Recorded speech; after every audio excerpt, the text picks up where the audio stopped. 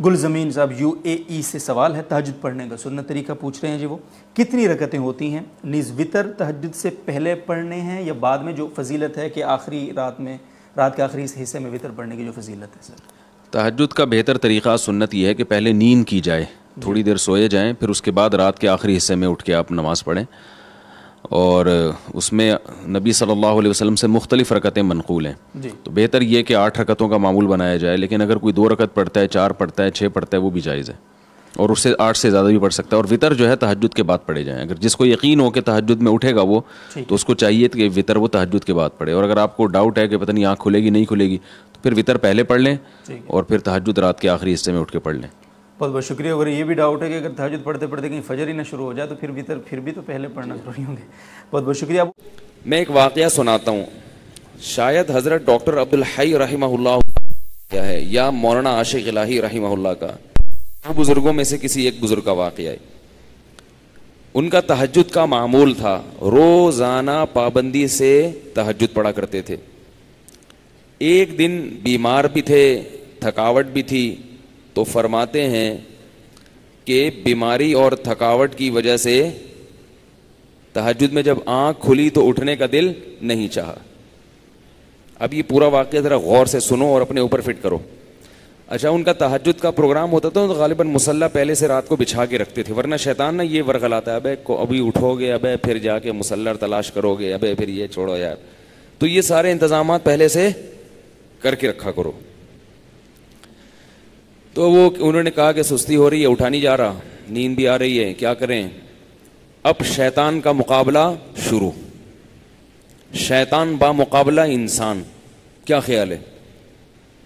اور یہ مقابلہ انسانوں کے ساتھ ہی ہوتا ہے، جو شیطان جیسے شیطان ہوتے ہیں نا، ان سے شیطان کو مقابلے کی ضرورت نہیں ہوتی، وہ کہتے ہیں ویسے ہی پڑا ہوا ہے، میرے کہے بغیر ہی پڑا ہوا ہے، کیا خیال ہے؟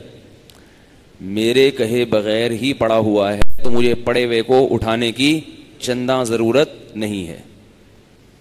تو اب شیطان نے کیا کیا کہ بھائی سو جا، حدیث میں آتا ہے شیطان تھپکی دیتا ہے، سو جا بھائی بہت لمبی رات ہے۔ تو فرماتے ہیں کہ میں اب شیطان سے مقابلہ کیسے کروں، نفس سستی ہے، تو میں نے نفس کو سمجھانا شروع کر دیا اور شیطان کو ٹوپی کرانا شروع، یہ ٹوپی کے میرے الفاظ ہیں، ان کے نہیں ہیں۔ شیطان کو کیا شروع کر دی؟ ٹوپی کرانا۔ جیسے شیطان بھی ٹوپی کراتا ہے، پتہ ہے آپ کو شیطان پتہ ہے کیسے ٹوپی کراتا ہے؟ شیطان کہتے ہیں صرف ایک دن تو ناغہ کروا رہا ہوں تو اس سے روزانہ تو پڑتا ہے نا، یہ ٹوپیاں ہیں کہ بھائی جب ایک دن چھوڑو گے تو پھر اگلے دن بھی چھوڑو گے، سستی ایک دفعہ ہو گئی تو ہونا شروع۔ پھر شیطان یہ بھی ٹوپی کراتا ہے، کوئی فرض تھوڑی ہے تہجد، تو آج سنتیں چھڑوا رہا ہے، کل فرض چھڑوائے گا۔ فرض کیسے چھڑوائے گا؟ بولے گا چھوڑ دے، توبہ کر لینا، توبہ تو قبول ہو جاتی ہے نا بھائی، کتنا بڑا گناہ ہو جائے توبہ تو قبول ہو جاتی ہے۔ تو یہ ہوتے ہوتے وہ آگے بڑھتا ہے، پھر جہنم میں پہنچائے بغیر وہ اطمینان سے نہیں بیٹھتا۔ تو جیسے شیطان ٹوپی کراتا ہے، آپ بھی شیطان کو ٹوپی کراؤ۔ تو انہوں نے شیطان کو کیسے ٹوپی کرائی؟ انہوں نے شیطان کو ایسے ٹوپی کرائی کہ شیطان نے کہا سو جا سو جا بھائی سو جا، انہوں نے کہا بس اٹھ کے بیٹھ رہا ہوں اور کچھ بھی نہیں کر رہا۔ بھائی لیٹا ہوا آدمی اٹھ کے بیٹھ جائے تو یہ تو کوئی مشکل نہیں ہے نا، بھائی میں بیٹھوں گا دوبارہ سو جاؤں گا، پھر تھوڑی دیر بیٹھوں گا بس، کہہ رہے ہیں اٹھ کے بیٹھ گیا۔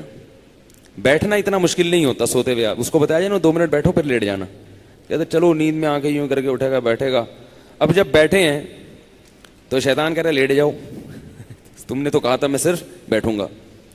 ظاہر جب اٹھ کے بیٹھتا ہے لیٹا ہوا آدمی تو سستی میں کچھ تو کمی آتی ہے نا، جو لیٹے ہوئے انسان کی پوزیشن ہوتی ہے سوتے ہوئے میں وہ بیٹھے ہوئے کی نہیں ہوتی، اس کو کچھ سستی میں کمی آتی ہے۔ اب جب اٹھ کے بیٹھے ہیں تو شیطان کہہ رہے لیٹ جاؤ، یہ کہہ رہے ہیں ایسا ہے کہ صرف کھڑا ہو جاتا ہوں، بیٹھے رہے تھوڑی دیر آنکھیں واکھیں ملی، میں کھڑا ہو جاتا ہوں یا یہ واش روم میں چلا جاتا ہوں۔ تو شیطان کو اپنے نفس کو یوں بہکایا، ٹوپی کرائی کہ میں صرف واش روم میں جاؤں گا اور وہی استنجا وغیرہ قضائے حاجت یا پیشاب وغیرہ جو بھی ہے کر کے واپس آ کے لیٹ جاؤں گا۔ کیا خیال ہے اس میں کیا جا رہا ہے؟ تو نفس جو ہے نا اس کے لیے آمادہ ہو جاتا ہے، چلو اتنا تو چلتا ہے۔ اگر لیٹے ہوئے یہ سوچتے نا کہ پیشاب کر کے آؤں گا تو پھر مشکل ہوتا، بیٹھے ہوئے آدمی کے لیے سوچنا آسان ہے۔ تو کہہ رہے میں اٹھ کے گیا واش روم میں جو بھی پیشاب وغیرہ فرمایا کیا ہے, تو شیطان نے کہا واپس. وضو خانہ ساتھ ہی تھا, میں نے کہا وضو کر کے لیٹ جاؤں گا بس, ٹھیک ہے نا, تھوڑا سا منہ دھو لیتا ہوں, چھپکے مار دیتا ہوں. یہ واقعہ میں اپنے الفاظ میں بیان کر رہا ہوں, ٹھیک ہے نا, تاکہ آپ لوگ بالکل اس کے مطابق چلیں اور آپ کو یہ احساس ہو کہ ایسے ہمارے اکابر نے کیا, بزرگوں نے کیا, تو اس طرح کرنے سے کیا ہوتا ہے, وہی ہوتا ہے جو ان کے ساتھ ہوا, تہجد کی پابندی ہو گئی. تو اب کیا ہے, کہتے ہیں کہ میں گیا اور پانی کے چھپکے مارے اور پورا وضو کر لیا جلدی سے. وضو کے بعد بھی شیطان کیا کہہ رہے, آ جا لیٹ جا بستر پہ یار. کہہ رہے میں بستر کی طرف جاتے جاتے مصلی کی طرف گیا, جلدی سے نیت باندھ لی اللہ اکبر کر کے. جلدی سے کیا, کیونکہ نیت باندھنے سے پہلے سوچو گے تو شیطان واپس لے جائے گا. تو بھائی اللہ اکبر کہہ کے نیت باندھ لو, پھر دیکھا جائے گا کیا ہوتا ہے. تو نیت باندھ لی تو باندھ لی نا, اب تو ہو گئی نا, اب تھوڑی کہیں بھاگ سکتے ہیں. اتنا تو کوئی نالائق نہیں ہوتا کہ نماز توڑ کے بھاگ جائے. تو یہ ٹرک ہوتی ہیں سستی کو دور کرنے کی. نہیں آ رہی نا, تو اس طرح پڑھ لیا کرو نماز. آپ تہجد کی پابندی اس طرح سے کر لیں گے, تہجد پڑھو گے تو فجر تو لازمی ہوگی. تہجد کو فوکس کرو تو فجر نہیں جائے گی کہیں انشاءاللہ. اگر تہجد رہ بھی گئی تو فجر تو ہو جائے گی نا. شیطان ٹوپی کرا کے تہجد چھڑوائے گا تو آپ بولو گے یار بہت ٹوپیاں ہو گئی ہیں, تہجد چھوڑ دی, فجر تو